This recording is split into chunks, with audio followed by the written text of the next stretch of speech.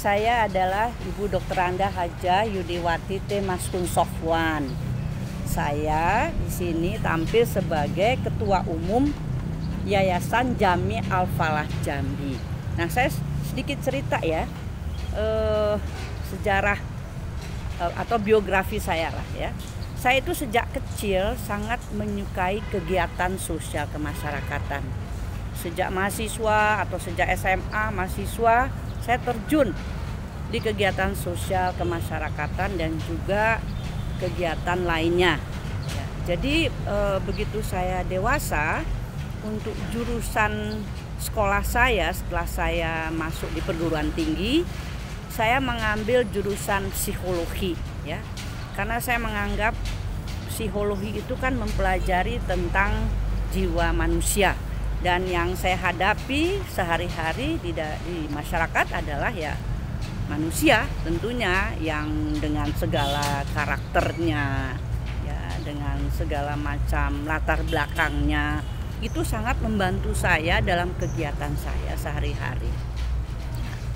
Tetapi saya sempat juga kemudian terjun ke politik, ya. Bahkan politik praktis ya, saya terjun ke politik praktis. Mengapa saya mengambil kegiatan di politik praktis? Karena saya menganggap politik itu kan adalah suatu wadah untuk kita membuat suatu kegiatan atau suatu istilahnya itu kebijakan. Nah, kebijakan itu harus dituangkan misalnya di dalam suatu undang-undang. Dan disitulah saya kemudian terjun sebagai anggota DPR RI maupun sebagai anggota DPD RI, dan bahkan saya juga menjadi pengurus suatu partai politik. Tidak ada masalahnya sebetulnya dengan berpolitik. Politik itu adalah suatu usaha untuk mendapatkan kekuasaan untuk kemaslahatan daripada masyarakat. Banyak sudah undang-undang yang ikut serta saya buat, terutama undang-undang yang membela kaum perempuan, undang-undang yang berkaitan dengan pendidikan anak-anak ya. Jadi Ibu dari psikologi, ya betul, transformasi ke politik. Dan politik memang masih berhubungan sama masyarakat dan manusia ya Bu. Betul. Dan membuat disitu, kebijakan. Baik. Dan selanjutnya kebijakan-kebijakan yang mendekati kepada perempuan itu seperti apa yang coba Ibu gali dan angkat? Banyak sekali. Jadi dunia kita ini, mohon maaf, dunia patrialisme ya.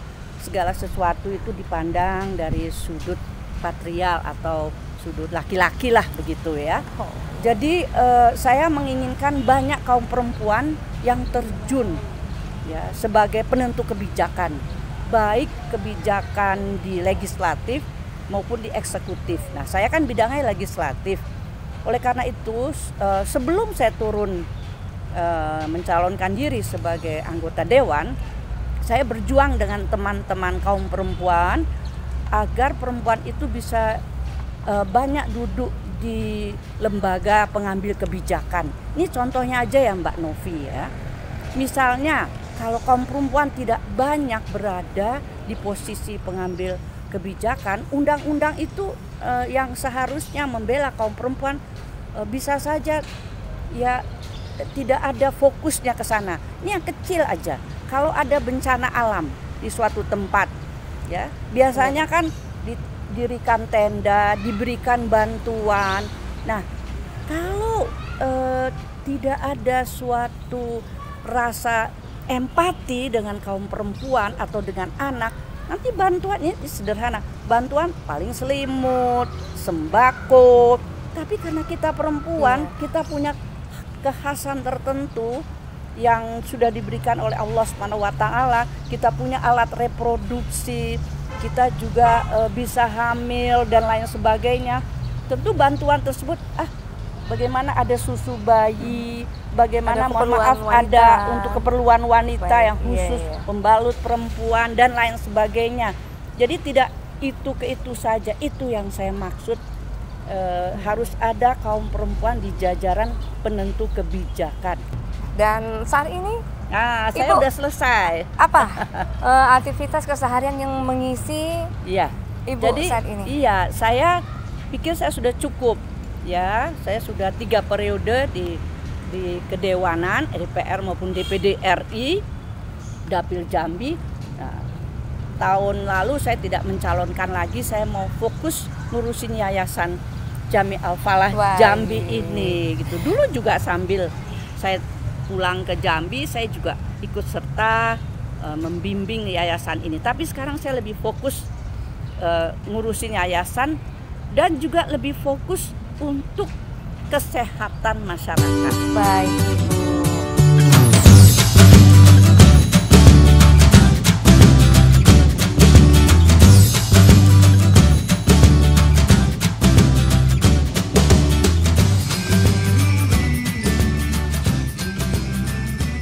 Pertanyaan selanjutnya nih Ibu, setelah tadi kita mengenal siapa sih sosok dari Ibu Juni itu, tentu perkembangan dari sekolah Yayasan Jami Al-Falah Jambi yang ada di pasar ini, terus perkembangannya apakah dari awal sehingga sampai saat ini itu seperti apa Bu?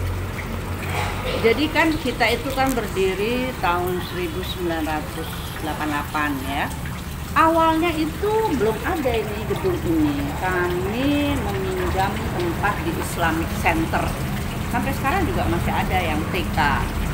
Ya, waktu itu atas izin dan persetujuan daripada pihak Islamic Center dan dari Kanwil Agama saat itu diizinkan karena itu juga merupakan syiar ya.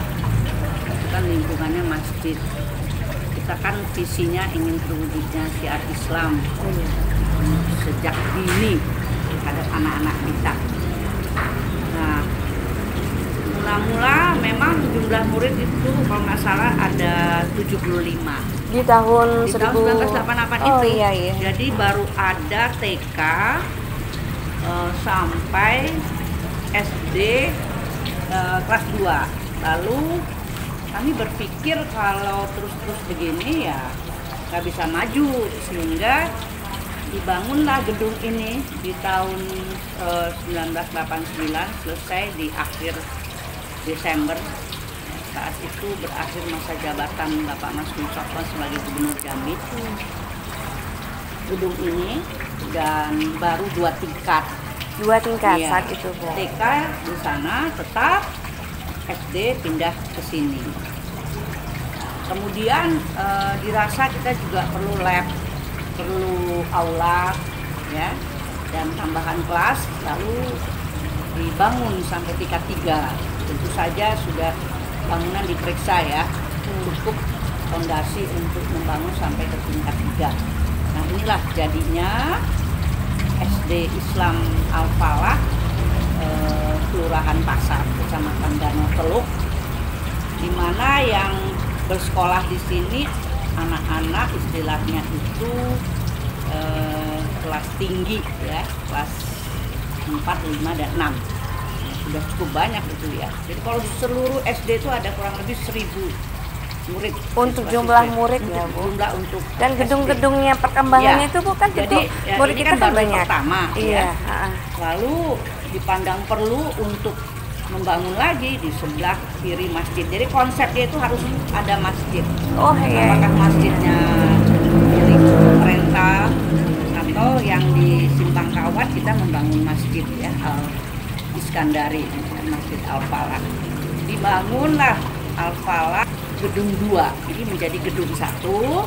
Baik. Ya, gedung 2 itu di sana adalah anak-anak kelas rendah 1, 2, 3.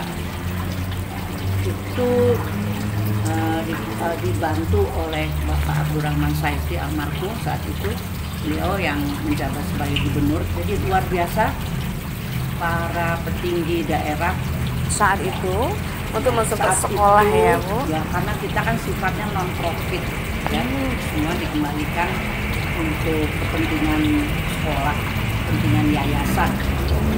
Jadi dibangun lagi di sana ya, walaupun lebih kecil ya. Nah, kemudian menuntut nih, udah pada tamat SD, inginnya SMP SMA-nya juga bernuansa Islam dengan kurikulum umum. Jadi saya selalu bicaranya Islamic Modern School, ya, modern. Ya. Jadi kita itu memberikan pelajaran ITEK dan INTAK itu sama. Ya. Dibangunlah di sana SMP SMA. Ya. Saat itu SMP SMA sudah cukup memadai, tapi juga SD-nya semakin banyak minat yang mau masuk. Masih ada tanah di depan, kita bangun. Saat itu dibantu lagi oleh pejabat yang berkuasa saat itu, Bapak almarhum Zulkifli Nurdin. Beliau juga dibantu lagi dengan gubernur yang berikutnya, Pak Hasan Basri. Gedung-gedung waktu itu membantu. Tapi terus terang ya, kita itu tidak berarti tidak mandiri. Akhirnya kita bisa membangun juga sendiri. Ya, dari orang tua, sumbangan dari orang tua murid, sumbangan dari uang pembangunan. Tidak seluruhnya akhirnya yang disimpang kawat, dan membangun di atas juga dana sendiri. Saya mengucapkan terima kasih kepada orang tua murid yang mau menyekolahkan anaknya di sini dan membantu sarana prasarana. Terima kasih kepada pemerintah daerah, terima kasih kepada orang tua murid, karena ini adalah sumbangsi kami ya, almarhum Bapak dan Pak Sayuti dan saya sendiri untuk Jambi. Sehingga sekarang jumlah murid itu sekitar 2.250-an.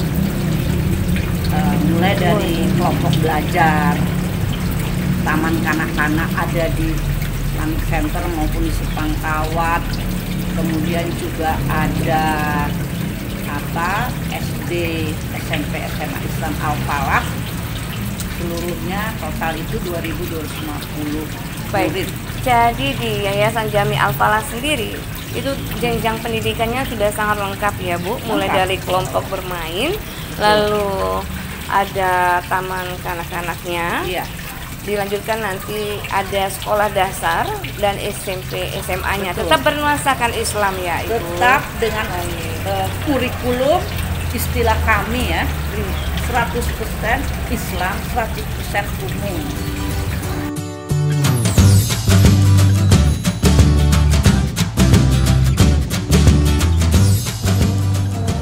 Yayasan Jami Al-Falah Jambi bergerak di bidang pendidikan dengan moto takwa, cerdas, dan terampil.